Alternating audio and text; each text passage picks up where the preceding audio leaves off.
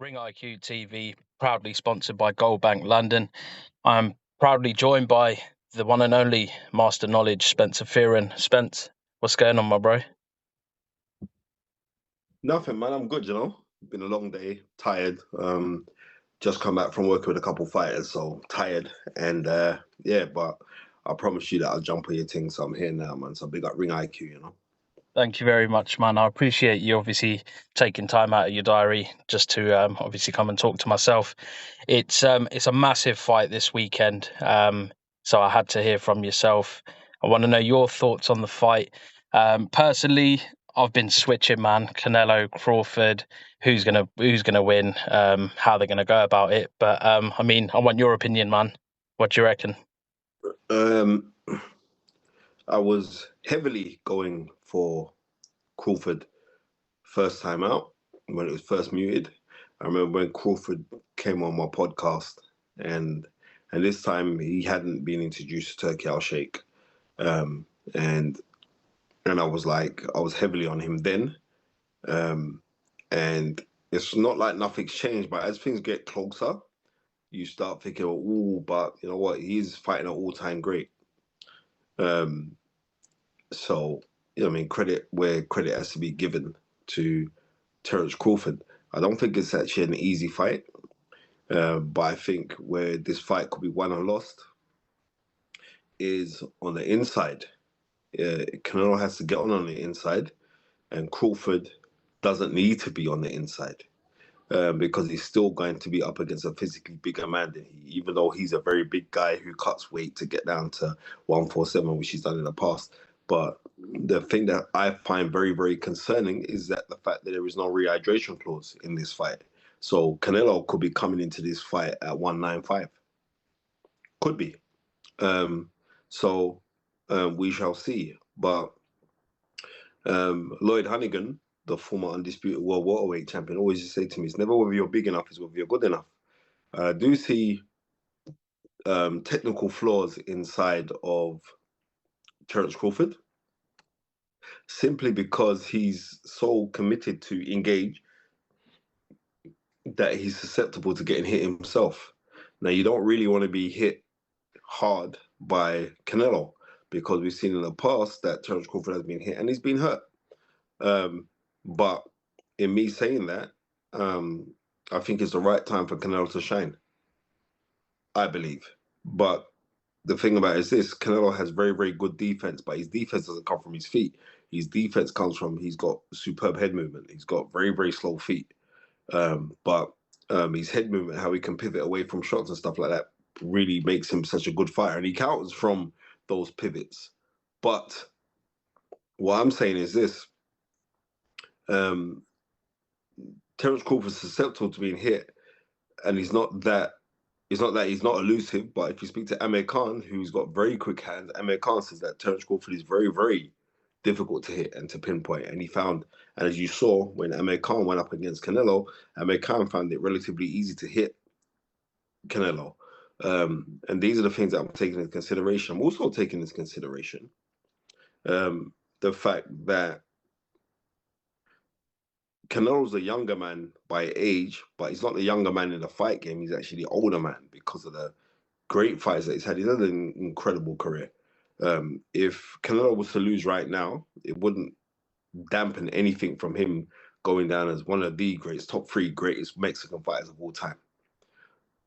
I think with Terence Crawford is the one that is relishing that challenge, or to say, like, I want to go and prove myself to be that guy. And you know what I mean? And we've only got a few days now to go and wait to see what's going to happen. It's wonderful.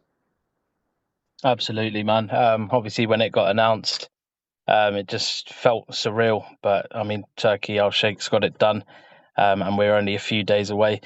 Spence, who do you think's got the most flaws out of the two? The most flaws? Yeah. I'm not going to say the most flaws. I'm going to say who's got more game. And the more game, if you think about it, is like Terence Crawford has 6 or 7 ways to win a fight.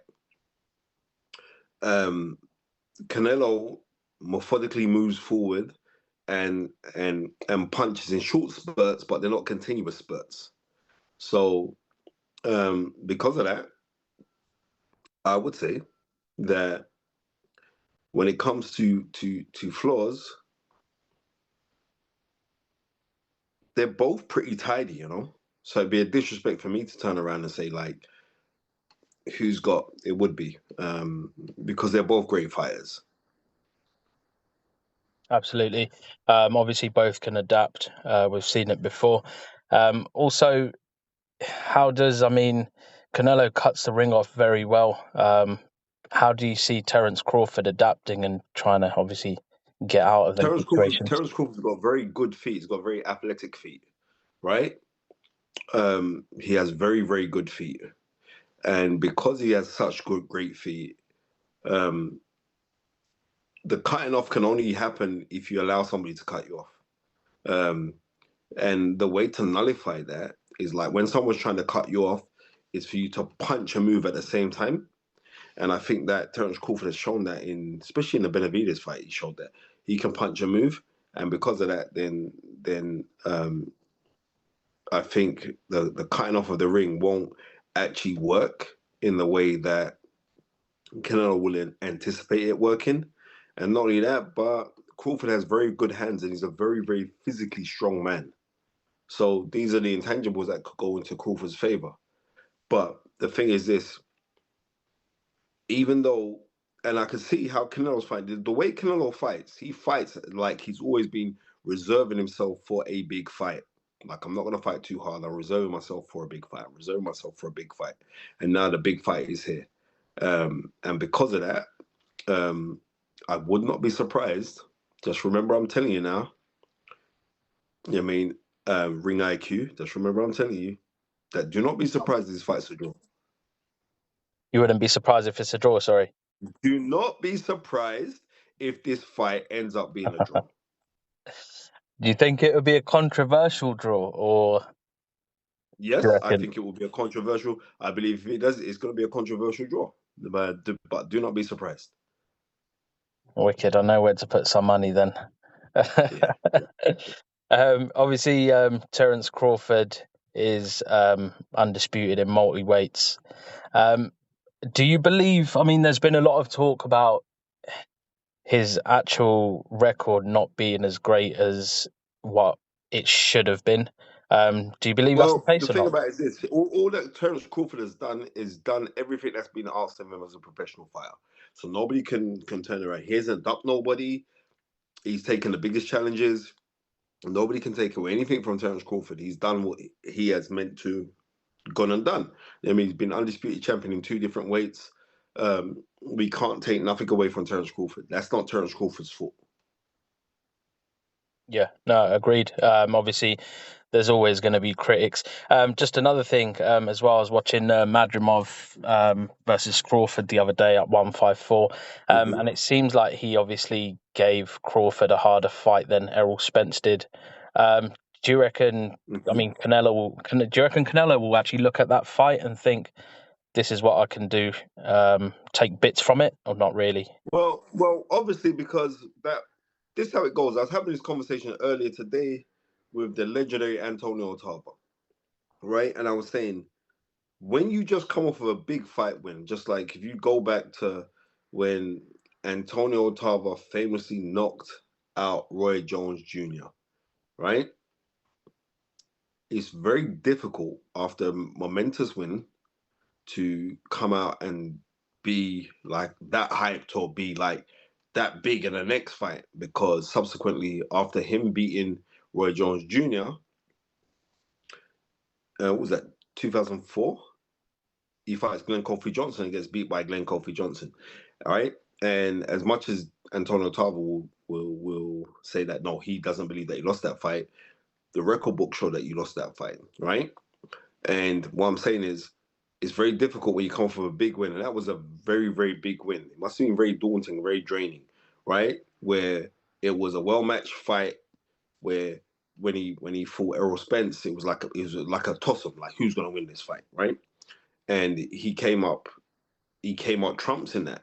But then to go and fight somebody of Majimov, and we're looking at, we only had 10 fights and blah, blah. You have to look at Majimov's had like 335 amateur fights.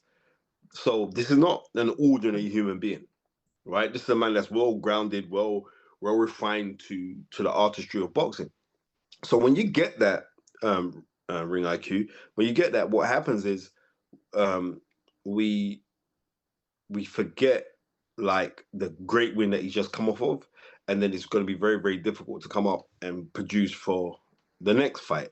I've seen this many times with fighters. I saw that with Lennox Lewis. He come off of beating Mike Tyson, and then he fights Klitschko, and he had a very lackluster performance. And he's at the tail end of his career then. And this is what happens when you have these big momentous wins. Sometimes you can't get out for the fights, and you think it's also going to be a foregone conclusion. I think that's what Terence Crawford kind of suffered with in that fight. I think he underestimated Majimov. I don't think he's underestimating Canelo, and there lies the difference. I hear that. And also another thing, obviously he's going up in pounds. Do you think that will take away from his strengths? Obviously, you mentioned the footwork earlier. Being a little bit heavier, do you reckon he'll move less, or is that something we'd have to just wait You know and what? see? For ages, I spoke to Terence Crawford months ago about this fight and said, "Why would you beat Canelo?" And he said, "I don't know how I'd beat him, but I'm going to beat him." And he's got that kind of mindset. Mm. And when you reach to these top levels in boxing, lots of people don't understand how spiritual boxing is. Canelo realizes how spiritual it is. Floyd Mayweather realized how spiritual boxing was. You know, Andre Ward realized, Roy Jones, these guys, James Toney, they realized how spiritual boxing is, right? And it is, can you quantify the quantum physics of boxing?